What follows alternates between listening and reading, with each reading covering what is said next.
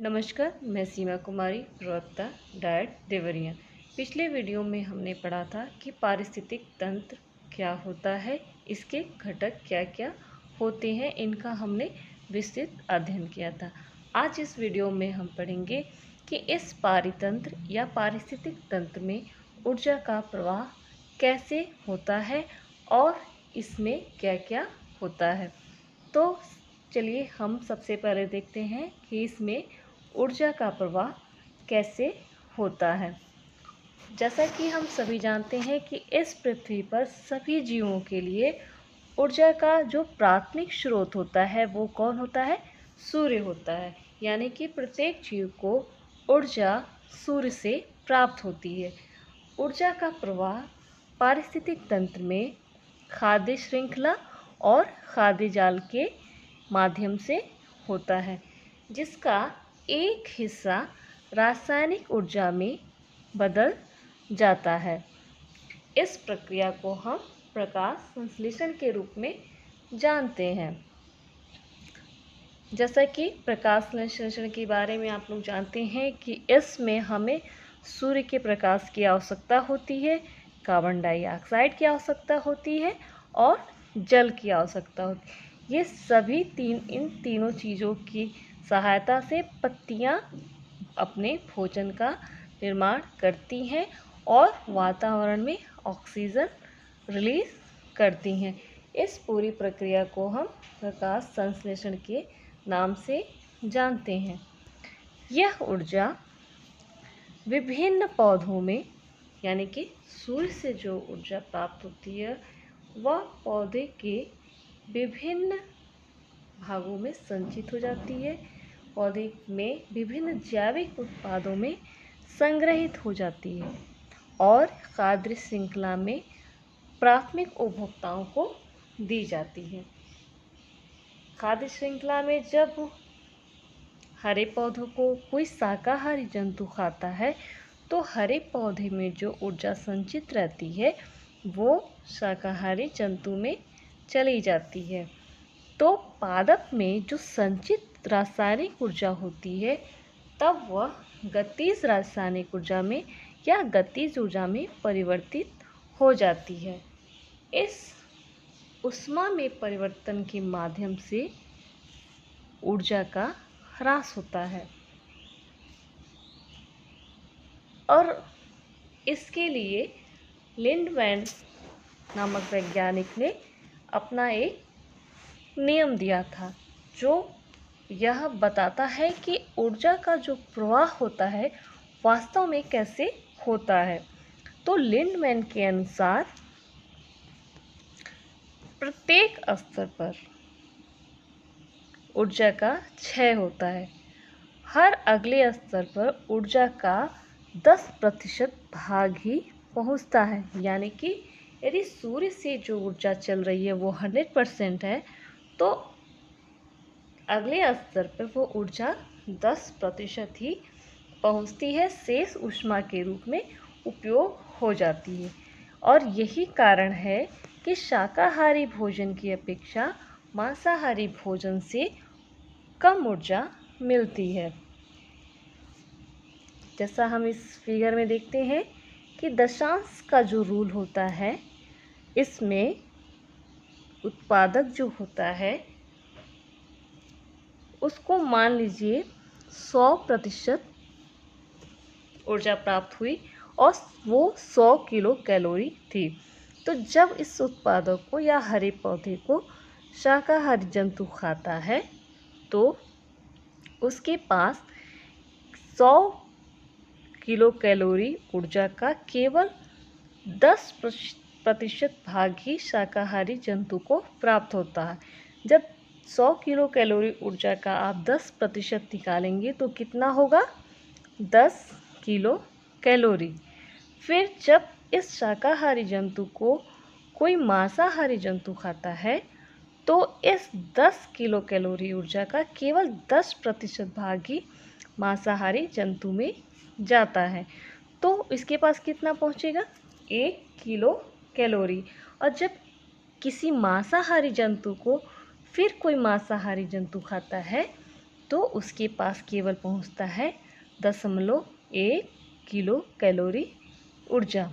तो दशांश के नियम के अनुसार प्रत्येक स्तर पर केवल 10% ही ऊर्जा पहुंचती है, शेष ऊर्जा का ह्रास हो जाता है।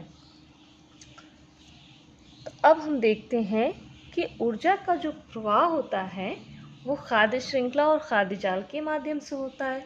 तो हम देखते हैं कि खाद्य जाल होता क्या है।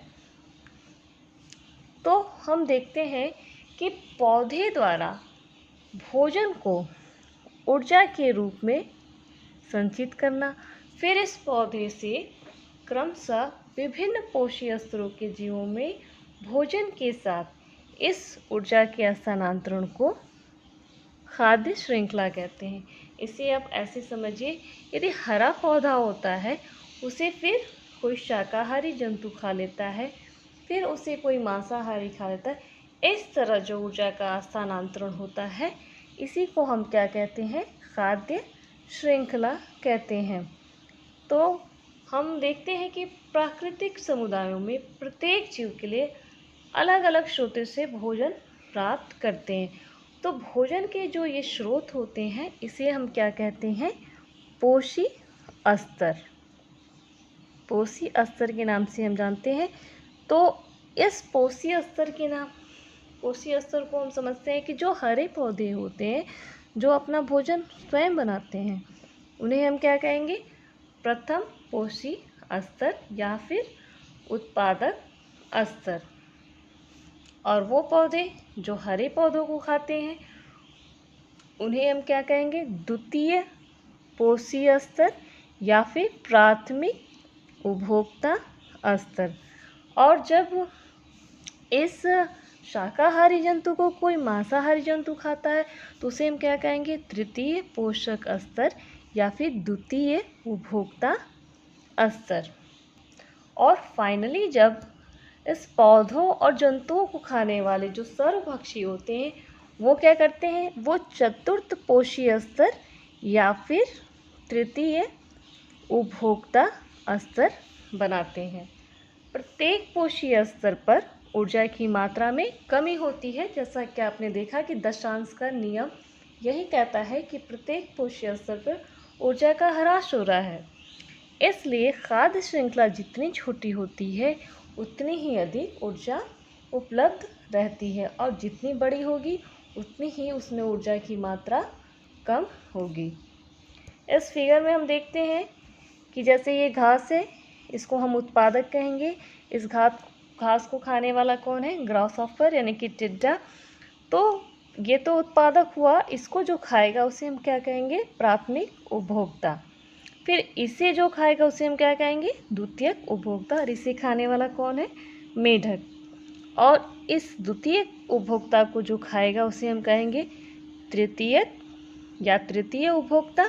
फिर इसको खाने वाले को अंतिम या उच्च उपभोक्ता कहेंगे। और जब ये डेड कर जाते हैं, इनकी मृत्यु हो जाती है, तो इनको अपघटक जो होते हैं इनका अपघटन कर देते हैं। वो बैक्टीरिया हो सकते हैं, फंजाई हो सकते हैं। इस तरह वो समाप्त हो जाते हैं, फिर मिट्टी में मिल जाते हैं, फिर वहाँ हरी घासें उगती हैं, फिर ये साइकिल चलता रहता है। इस तरह ऊर्जा का फ्लो होता रहता है फूड चेन के माध्यम से। जैसा आप देख रहे हैं कि यहाँ पर हर एक जीव के लिए एक खाने का स्रोत है, जबकि ऐसा नेचुरल प्राकृतिक रूप से होता नहीं है। फूड चेन सिंगल पाई नहीं जाती है। फूड चेन जनरली आपस में, खाद्य श्रृंखलाएं आपस में जुड़ी होती हैं और एक तंत्र का निर्माण करती हैं, और इस तंत्र को ही हम क्या कहते हैं, खाद्य जाल कहते हैं। खाद्य जाल में जीवों के पास वैकल्पिक व्यवस्था होती है। मतलब उनके पास ज़रूरी ये नहीं है कि टिड्डा को मेढक ही खाएगा और मेढक जो है सिर्फ टिड्डे को ही खाएगा।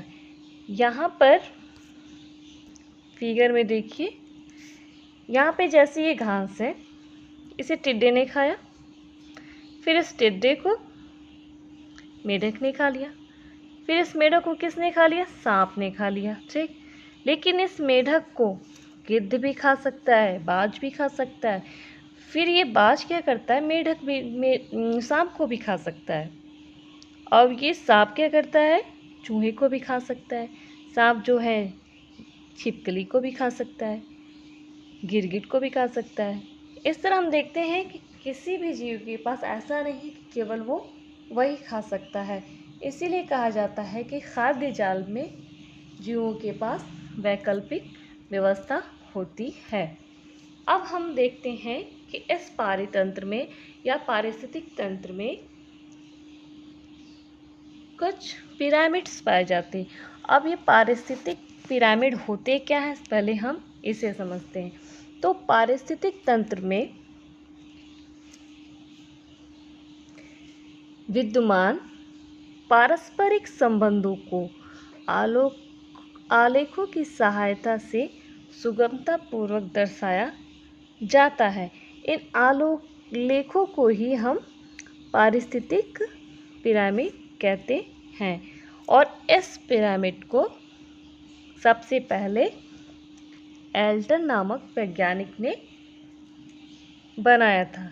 यह मुख्यतः 3 प्रकार के होते हैं। पहला क्या होता है? संख्याओं का पिरामिड। तो संख्याओं का जो पिरामिड होता है वो हमेशा सीधा होता है, केवल वृक्ष पारितंत्र को छोड़कर। वृक्ष पारितंत्र के पिरामिड उल्टे होते हैं। आइए हम इसको अब फिगर से देखते हैं। जैसा कि आप देख रहे हैं, ये सभी प्रकार के पारितंत्र का फिगर है। जब उसमें हम नंबर्स का पिरामिड देखेंगे, संख्याओं का पिरामिड देखें, जैसे वृक्ष है, वृक्ष अधिक होते हैं। फिर क्या होता है? उसकी अपेक्षा शाकाहारी जीव थोड़ा कम होते हैं। फिर उसकी अपेक्षा क्या होता है? जो उच्च उपभोक्ता होता है वो कम होता है। जैसा आप फिगर में देख रहे हैं, जंगल है, हिरन है, फिर शेर है। तो ये हमेशा सीधा होता है। लेकिन इसमें अपवाद स्वरूप कह सकते हैं कि जो वृक्ष का पिरामिड होता है वो उल्टा होता है। देख रहे हैं जैसे ये उल्टा है। इसमें क्या होता है? माना एक वृक्ष है, वो प्रोड्यूसर है, उसके ऊपर छोटे छोटे कीड़े होते हैं, चींटियाँ होती हैं, छोटे छोटे कीड़े होते हैं। तो वो हुए प्राइमरी कंज्यूमर्स, जो पत्तियों को चूसते हैं, उसे छेद कर देते हैं। आपने देखा होगा पत्तियों में छेद हो जाता है, कुछ भी वगैरह वगैरह होता है। फिर इन छोटे छोटे कीड़ों को खाने वाले सेकेंडरी कंज्यूमर्स होते हैं। तो इनकी संख्या क्या होती है? पेड़ एक होता है, उस पर रहने वाले जीव भी होते हैं, उसके बाद उनको खाने वाले संख्या में अधिक होते हैं। इसलिए जो वृक्ष का पिरामिड होता है, वृक्ष का संख्याओं का जो पिरामिड होता है वो सदैव उल्टा होता है। दूसरा आता है कि जीव भार का पिरामिड। तो जीव भार मतलब कि जीवों के भार का पिरामिड। तो जीवों के भार का जो पिरामिड होता है वो भी सीधा होता है, केवल तालाब और जल पारितंत्र को छोड़ के। मतलब जल या तालाब पारितंत्र का जो जीव भार का पिरामिड हो भी हमेशा उल्टा होता है। जैसा कि फिगर में आप देख रहे हैं, सबका पिरामिड सीधा होगा। आप ये देखिए, प्रोड्यूसर से, हर्बीवोर से, शाकाहारी और प्राथमिक उपभोक्ता और उच्च उपभोक्ता। आप इसमें देख रहे होंगे कि इसमें जो दशांश का रूल है वो भी इसमें दिखाया गया है। मान लीजिए यहाँ 1000 है, फिर 100 हो जाता है, फिर 10 होता है, फिर 1 हो जाता है। ये दशांश का रूल जो लिंडमैन ने दिया था कि ऊर्जा का ह्रास होता है और प्रत्येक स्तर पे केवल 10% ऊर्जा ही पहुंचती है। ये तो आपका सीधा वाला हुआ जीव भार का पिरामिड। इन्वर्टेड वाला पिरामिड ज़्यादा क्लियर नहीं है, फिर भी देख लीजिए। नीचे प्रोड्यूसर्स हैं, ये है तालाब या जल का। तालाब या जल में छोटे छोटे प्लैंकटन्स होते हैं, उनको खाने वाली मछलियाँ जो उनसे अधिक होती हैं। फिर इन छोटी छोटी मछलियों को खाने वाले बड़ी बड़ी मछलियाँ होती हैं। तो इनका जो पिरामिड है वो, यहाँ पे बात हो रही है जीव भार की, तो प्रोड्यूसर्स क्या हुआ, उनका वेट जो होता है कम होता है।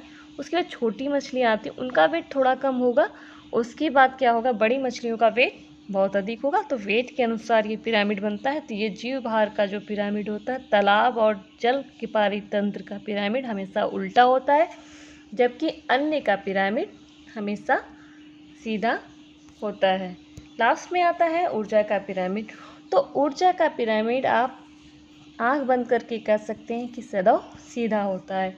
जब आप इसको देखेंगे फिगर में तो आप पाएंगे कि ऊर्जा का पिरामिड जैसे कि दशांश के नियम में भी था कि वो अधिक होता है, फिर कम होता है, फिर कम होता है, फिर कम होता है। तो इसी आधार पर ऊर्जा का पिरामिड हमेशा सीधा होता है, क्योंकि प्रोड्यूसर्स के पास ऊर्जा अधिक होती है, जबकि टर्सरी तृतीयक उपभोक्ता या फिर उच्च उपभोक्ता के पास ऊर्जा कम होती है, जिसकी वजह से जो पिरामिड बनता है वो हमेशा सीधा बनता है। तो इस तरह आज हमने पढ़ा कि पारिस्थितिक तंत्र में ऊर्जा का प्रवाह कैसे होता है, खाद्य श्रृंखला क्या होती है, खाद्य जाल क्या होता है और पारिस्थितिक पिरामिड क्या होता है। इस तरह हमारा पहला यूनिट समाप्त होता है। आज के लिए बस इतना ही। धन्यवाद।